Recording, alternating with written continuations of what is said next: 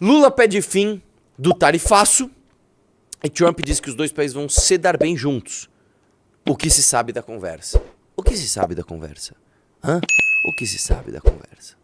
Né? O presidente Luiz Inácio Lula da Silva conversou com o presidente americano Donald Trump por videoconferência. Ô, lindo, lê direitinho, porque tem gente que só escuta a live, tá? Lula pediu, é porque tem coisas que não são interessantes, nem pra quem tá só escutando, né? Porque é só a mesma notícia que tava na manchete. Mas enfim, deixa eu ver aqui.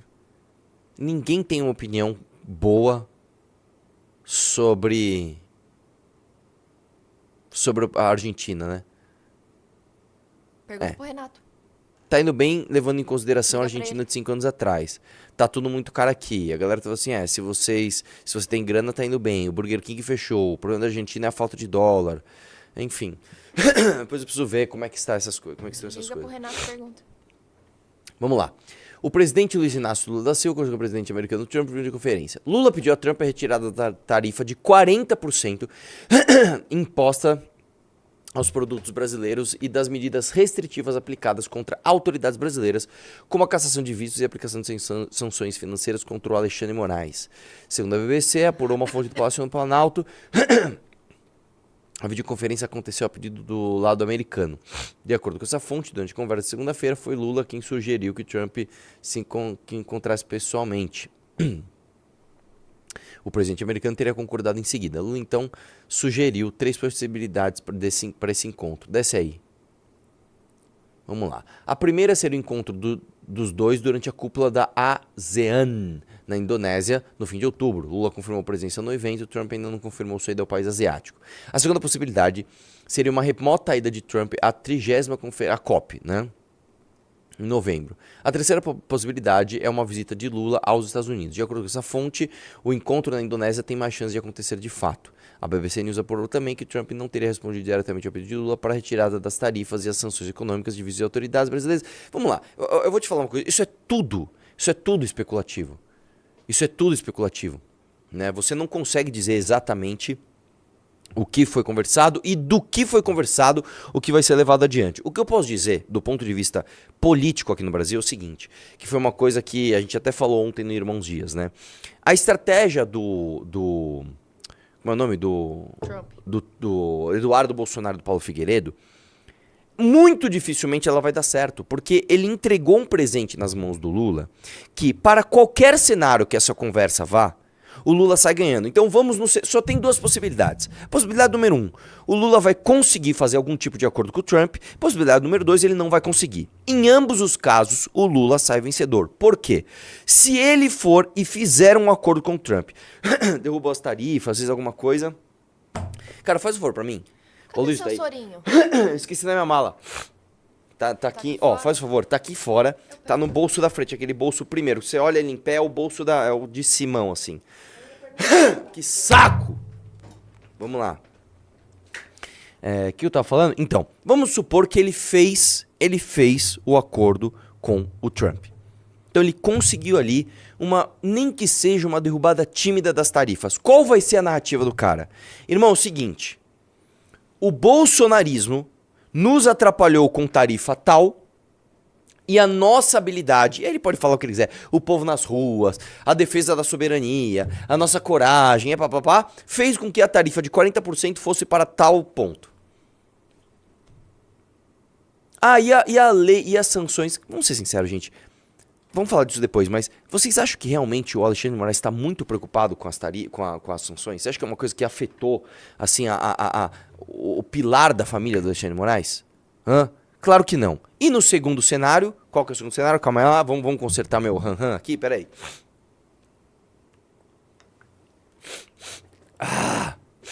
Vamos ver se isso aqui melhora. Ela mesma tá mexendo na luz, pessoal. O que acontece se ele não conseguir? Ele continua apontando o dedo e colocando a culpa, né, dos desandos econômicos do Brasil nas mãos do inimigo externo, presidente Trump. Existe uma coisa que ninguém tá prestando atenção, que é o seguinte. Todos os presidentes, absolutamente todos os presidentes, tendem no seu ano eleitoral, no ano da sua eleição, dar uma melhora na sua popularidade. Por quê? É óbvio que você vai represar uma série de melhorias para você ir entregando no ano eleitoral. Então vamos lá. É óbvio que você não pode, 6 meses antes da eleição, criar um novo programa assistencial ou fazer alguma nova obra. O que você pode fazer então?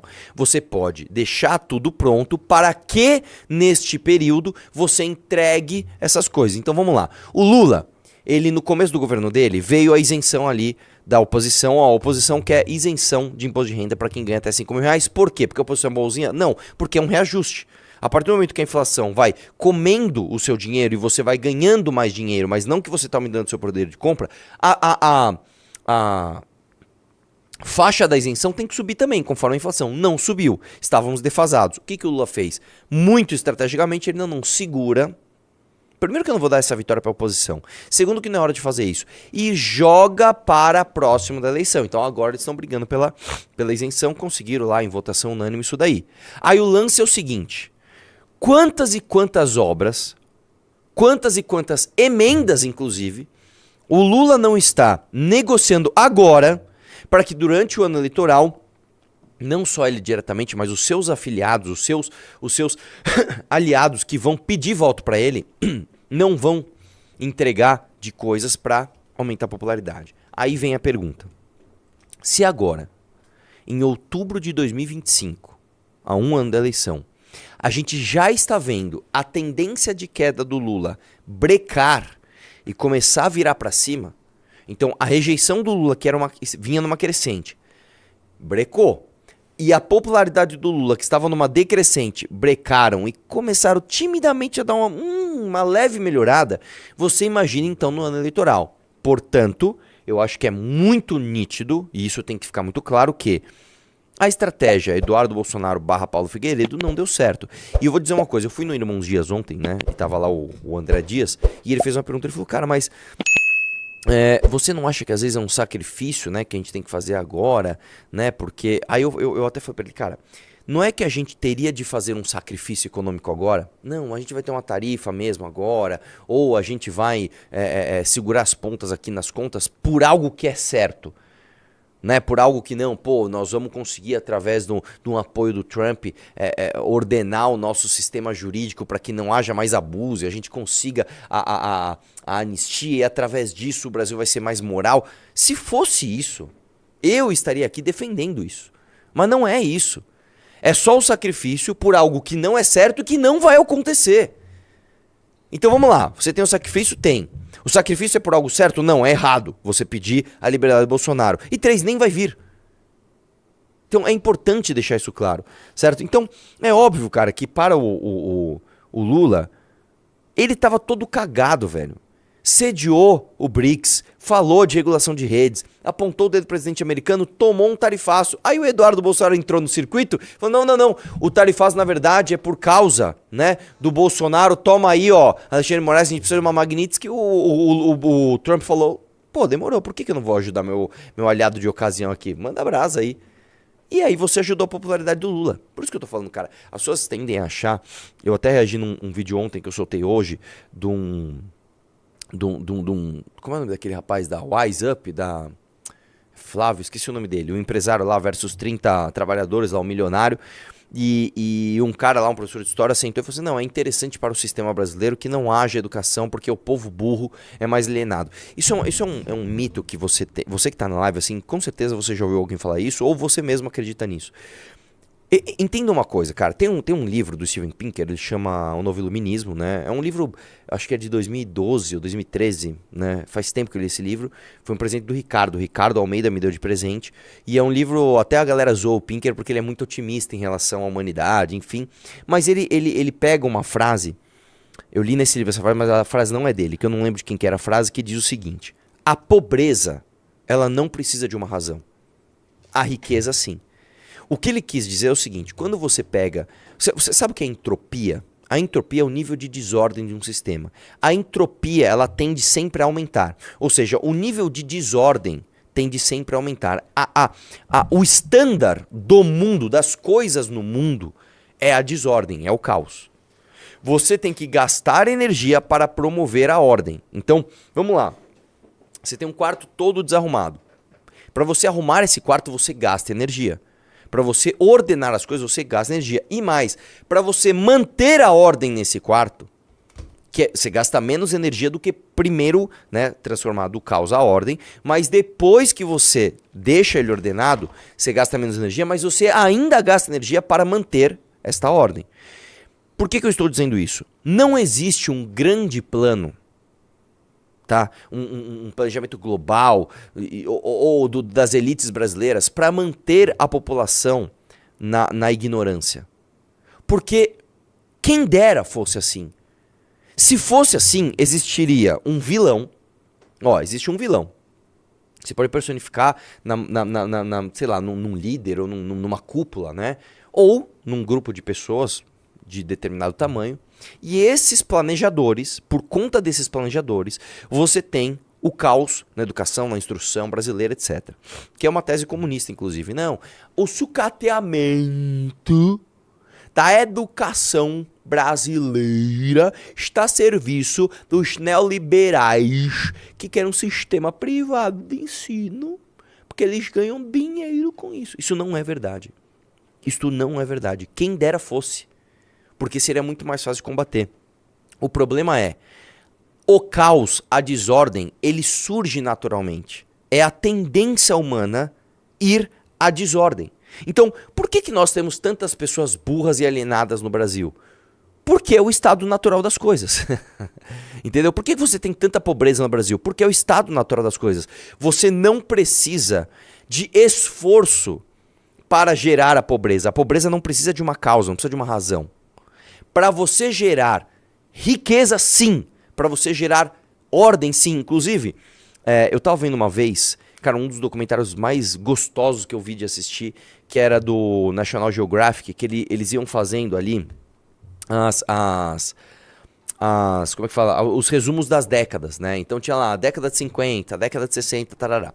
E eu lembro que no começo, no resumo do documentário da década de 80, uma das coisas que mais pegou foi a ampliação da diversidade de entretenimento. Então, se você pega, por exemplo, uma criança dos anos 70, uma criança dos anos 70, ela tinha muito poucos brinquedos. E todas as crianças tinham os mesmos brinquedos. Então você tinha lá, ou um brinquedo meio universal, que era tipo, sei lá, aquele como é Bilboquê, o nome daquela parada? Que você joga a bolinha na paradinha, aquele bonequinho que você aperta e ele dá uma cambalhota, ou uma boneca meio standard para as meninas, ou um carrinho de madeira, ou um brinquedo local que emulava um brinquedo desses. Então, puta, tem um brinquedo que era super famoso, sei lá, um carrinho de... Beyblade e o peão.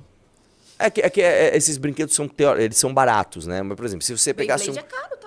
Não, Beyblade é um brinquedo novo, mas tô falando assim, você pega, por exemplo, um brinquedo dos anos 70, um caminhãozinho de madeira super famoso, Então, às vezes a criança não conseguia comprar aquilo, o pai ou o vizinho, você pegava um marceneiro, ele emulava aquele mesmo brinquedo.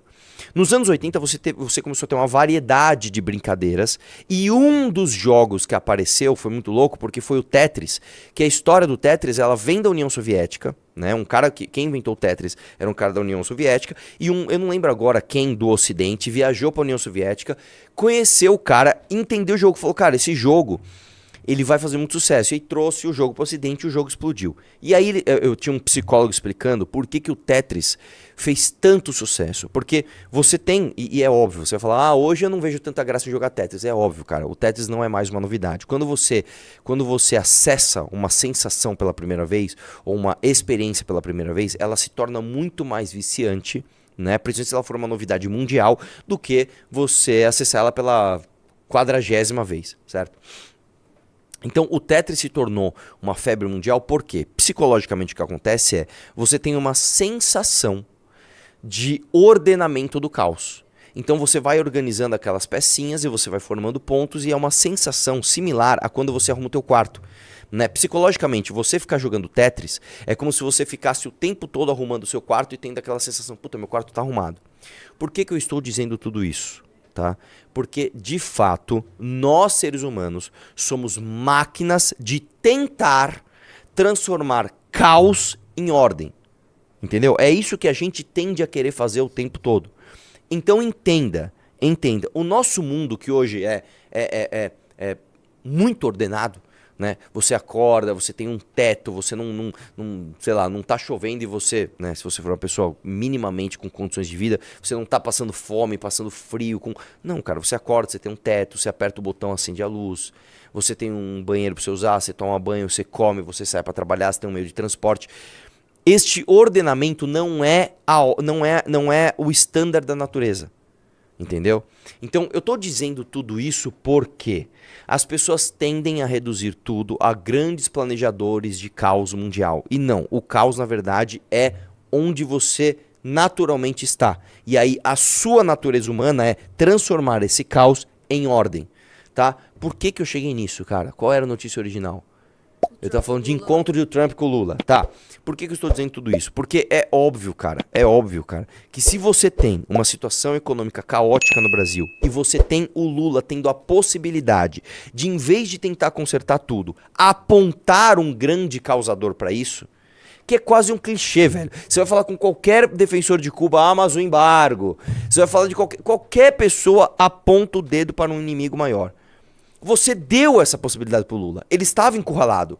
Irmão, você tá no caos, velho. Você tá fazendo uma COP30 que é uma vergonha pro mundo inteiro. Você está fazendo declarações ao sediar o BRICS que estão atrapalhando a sua economia. A sua economia tá horrível. Puta, aí o Eduardo Valé apresenta... Não, cara. Faz o seguinte, ó. Põe a culpa em nós. Pronto, você deu a válvula de escape pro Lula. Então, a análise que você tem que fazer não importa, velho. Não importa de onde você vai ouvir a justificativa, tá? No fim do dia, nós, da direita, demos um presente ao Lula.